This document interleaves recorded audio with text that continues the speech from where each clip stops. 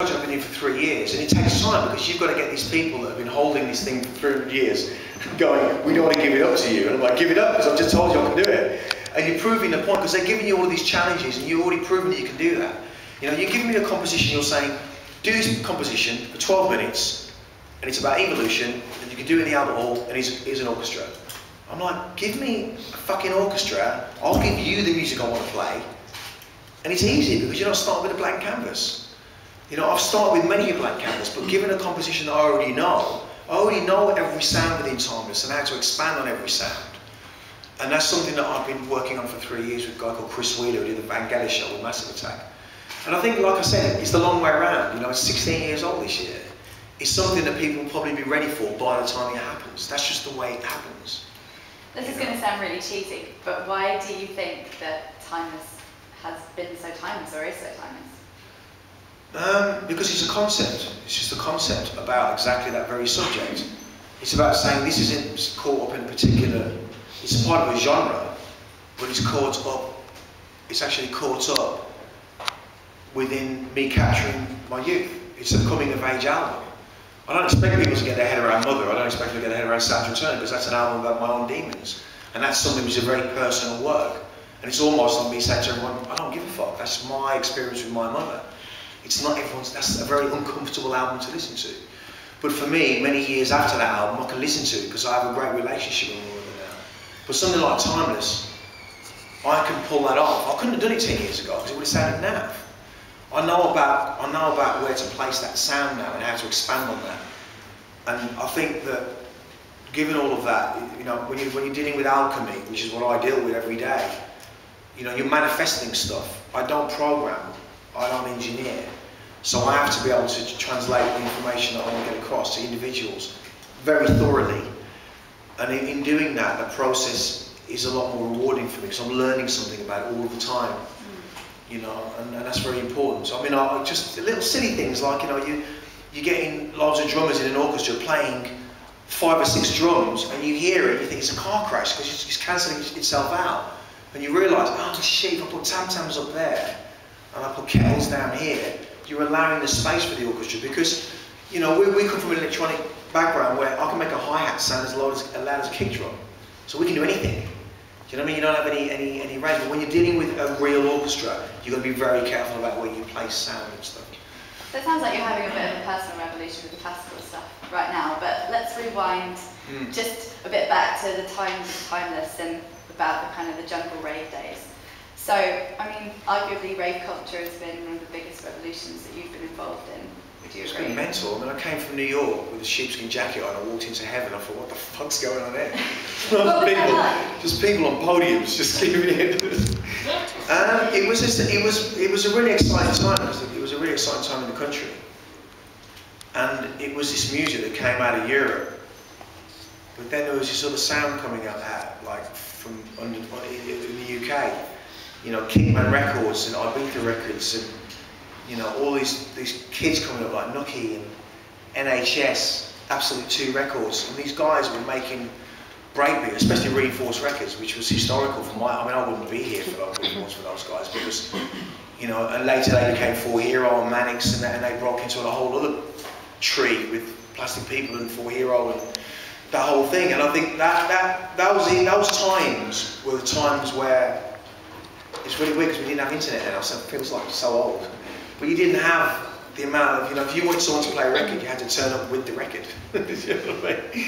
With the dub plate that you spent 30 quid on, standing there, freezing your balls off in a rave, waiting to see one of your DJ heroes, and you just pass them a record. And sometimes I wouldn't play it. That's a waste of 30 quid. Never even played it. You know, I've got suitcases full of dub plates, believe me. So can you explain like why Reinforced Records and why 4 Heroes was such inspiration? Well, it was just taking breakbeat from hip hop and looking at and just revolutionising the way you can apply it. You know, like we did things at 150 BPM, which people thought we were really being ridiculously too fast with the music, which was crazy. And I think that there was just this software revolution, but also the way that you applied yourself to it. What if I tried this? And trying all of these different things by And I think if you had all the equipment that was around now then, it wouldn't have worked, because we were trying to innovate stuff. Like we were putting sound through equipment that wasn't built for that sound. You know, I was putting things through HF harmonisers that was only made for acoustic instruments. And again, with the Alchemy, you think, well, what if I put breakbeat through that? What's going to happen? Or what if I put, you know, if I put a live drummer through it and stuff, and start really messing with sound? And I think it was great because there was so much happening. And I think rap was doing a different thing then, and there was the whole old school thing. But I think this country was all about this fabric of emotion almost that didn't say anything verbally, but it said it with his sound. Do you know what I mean? And I can't really explain it. I mean, why did it have such an impact on you? I don't know. I think because people were just wanting change. And I think today's society is heading towards another big change. I think 2012 is going to be huge, massive, in fact. What do you think that change is going to be? Huge, man. I mean, absolutely huge. Not end of the world shit, but I think just really, you know, we're heading towards Aquarius. We're midway through it, and people think, you know, the Mayans, they predicted the end of the calendar and everything else, and it's a fact. But we've done this for centuries. That, you know, there's a change in consciousness of how we apply ourselves to stuff. And I think there's this whole, now everyone wants to get green again, and I mean, it's kind of a little bit too late almost. But there's a massive conscious change, and I think the older generation left it for the younger ones to sort out, which I think is very unfair.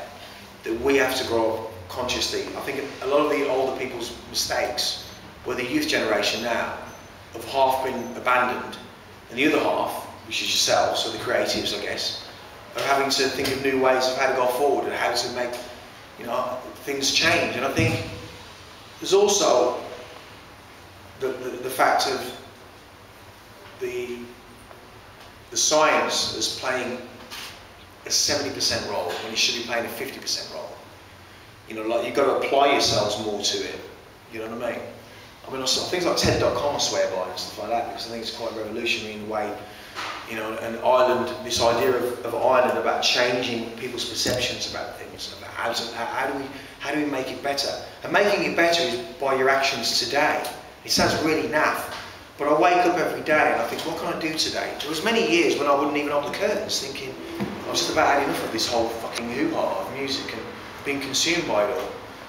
And then you get rebirth. You get, how do I change my perception? How do I get rid of the ego? How do I be a better person? How can I love my kids the way that they want to be loved? And that's not just about money. It's about emotional support. Or how can I paint something? You know, and every day I wake up and I do something different. You know, and you know, tomorrow I'll be up at 7 and I'll do something completely different. You'll be doing Bikram. I'll be doing Bikram, and I'll be, you know, fighting my own demons in a lab somewhere. You know, sweating pints of water. So just going back to the point you made about change, just quickly. Do you think that this year could be a time for musical change as well? I think with every, you know, I think there's everyone says, oh, it's getting really commercial. But that's been the same forever. It's no different. You know, you look at Rapture and you look at the explosion of White Lines and Grandmaster Flash and Explosion in New York. And you look at the explosion before that, and you look at the way the blues, I'm going back to like people, even you heard of Leadbelly. Anyone even heard of Leadbelly here? Leadbelly was one of the blues singers. He was a blues singer in prison that played blues, that was taken out of prison to go on tour. You know what I mean? You know, the revolution of music has always happened, and it's always happened by the handful of people that believe in it, namely yourselves.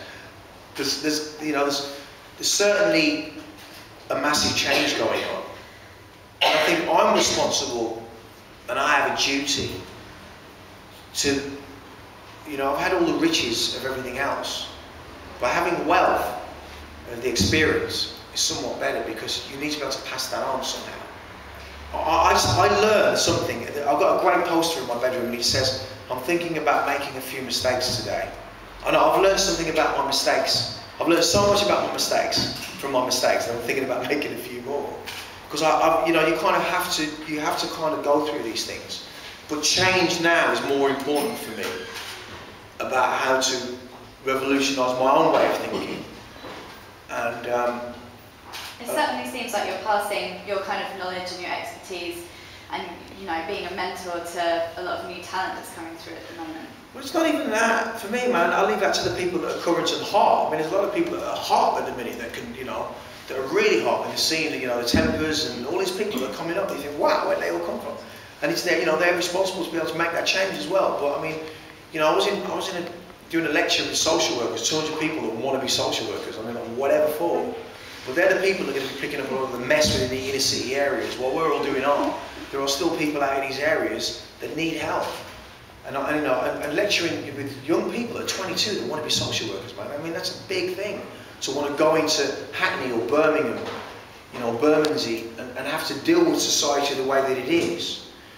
But I think that change and being able to pass on the experience, you know, I was ridiculed many, many times for, you know, I used to go to a blues party, I used to go and steal paint, come back home, smoke ridiculous amounts of weed, think about it, go to a blues party, listen to reggae on a sound system, go home, get changed in my paint clothes, be painting a wall where I'll see the same guy turn, the same wrestler that sold me weed 3 hours earlier, said, what the fuck are you doing here?